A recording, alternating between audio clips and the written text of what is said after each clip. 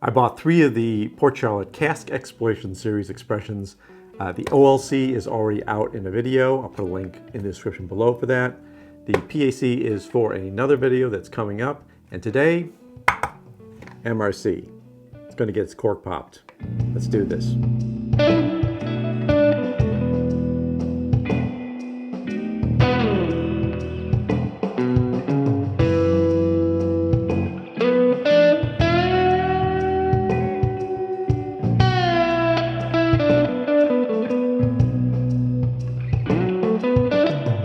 Welcome to Whisky Riffs. If you're new to my channel, I'm Kevin, and thanks for stopping by.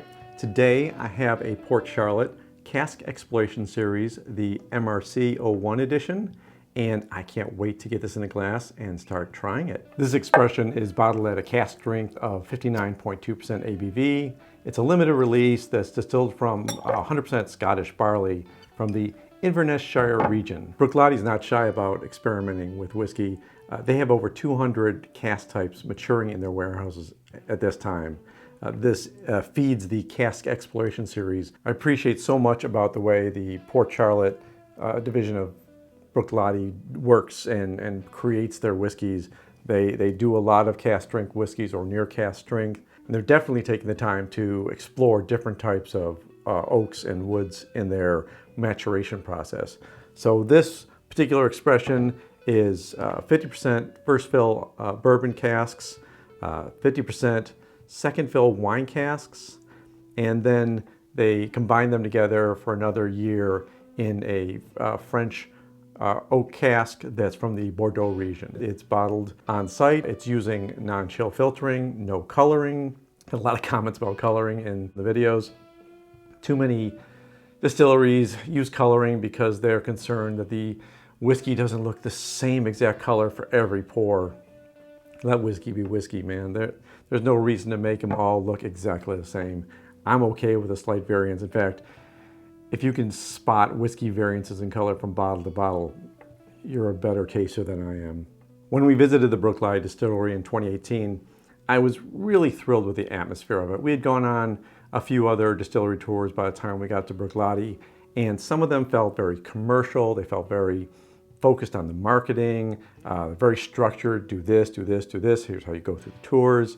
And that's all well and good. It's nice to get a look inside a distillery no matter how it's treated, but there's something about that. It felt more family owned, it felt more personal at Bruichladdich. When they have these Octomore, these Port Charlotte, their unpeated Bruichladdich series, they treat them all very differently. They even have a gin that they made, and then the story behind getting Old Betsy, the still is interesting. I've talked about that in another video. I just really love when people care about the product they make, and when the product they're making is whiskey. It's even more exciting to me because I really love a complex, interesting whiskey. Speaking of loving a complex, interesting whiskey, I want to try this right now. On the nose, there's not a lot of heat from the alcohol percentage, which is a little bit surprising, but I'm getting that peat. It's subtle, it's a subtle smoke. It's not intense. And there's sweetness there. There's like a raspberry or cherry, a really strong cherry. The more I dig into it, I'm really getting that cherry note. I'm guessing a lot of that comes from the wine casks. There's a little bit of earthy notes to this, but it's not flowery. It is just rich smelling, and that sweetness is subtle enough that it's not hitting you with sugar. It's definitely more of fruit sweetness than it is a sugar sweetness. There's a hint of vanilla in there, but that cherry burst is just coming through right up front all the time. It just keeps coming back at me. The first taste has some heat from the alcohol, but there's already that sweetness. There's already the fruit flavors right underneath that. Raspberries, a little bit of raisin taste for me, maybe some milk chocolate in there. The finish is really nice and long. That's a beautiful finish. That's a sit in front of the fire and just enjoy a whiskey finish. I like that. Getting some caramel or toffee taste in there. A little bit of coffee, espresso maybe. There's a lot of complex flavors in here. The fruit flavors, the sweetness, the smoke. They're all blending together really nicely. They did a great job of deciding when to put it in what casks and marrying it in that final Bordeaux French oak was a really good idea. Getting a little bit of a, I want to say cognac.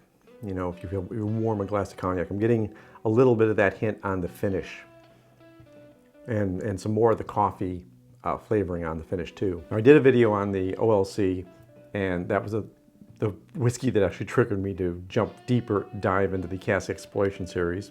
I'm having a really hard time with that word. I do want to try a little quick comparison of the two because I think it's worthwhile. Why, yes, that is a smaller pour than I usually do, but you know, once in a while you have to be a little bit careful with the pours. I love the flavors and the complexity of the OLC.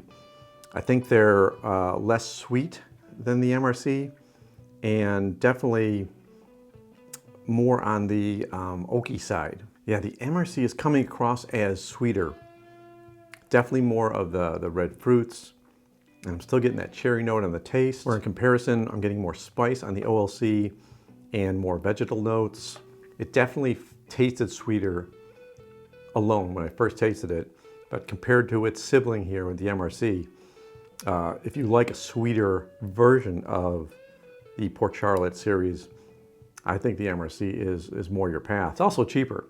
I picked up the MRC for $125. The OLC cost me $180. Still both within the realm of complex cask strength whiskeys, worthwhile to put that money into something like this. But still, if you're looking for a really nice Cask Exploration Series whiskey with a lot of nuances and some interesting sweetness to it, the MRC is going to cost you less and get you a long way towards the OLC, which I think is a little more complex whiskey, but definitely they're both wonderful whiskeys. I'm going to do a little quick addition of water to both of these just to make sure I'm not missing anything out on either one of them, and then I'll give my final opinion. The MRC softened right out with just a milliliter of water in it. That's interesting. The nose got a little less sweet, or it's just buried more, but I still love the fruit notes on that. It's actually a little nice with just a drop of water in it. The OLC gets spicier with water. So I like the MRC with a dash of water in it. The OLC to me gets spicier, gets a little more aggressive. Maybe there's more oil in this one. It's certainly got some more time in the casks. There's 5 caskings for the OLC versus the 2.5 for the MRC. So overall, would I recommend the MRC as a go-to whiskey? Yes, I would. I think that these kind of whiskey experiments with the different kinds of casks should be celebrated. I think we should celebrate what Port Charlotte's doing with their heavily peated series and the fact that they're willing to try so many different type of casks in their warehouse. And Bruichladdich supporting this venture of let's do what we can to make whiskey even more interesting. I'm all for that, and I really like everything that they're doing here. And hey, if you like this video, if you like what I'm doing, the reviews I'm giving, give me a like down below. It really helps spread these videos around YouTube, and I really appreciate it. I'd like to know if you've had any of the Cask Exploration series from Port Charlotte, what you think of them, your tasting notes, maybe something I've missed, and which one you're buying right now or thinking of buying. Thank you for being here. And until the next video, take care of yourself. Take care of those people around you, and cheers.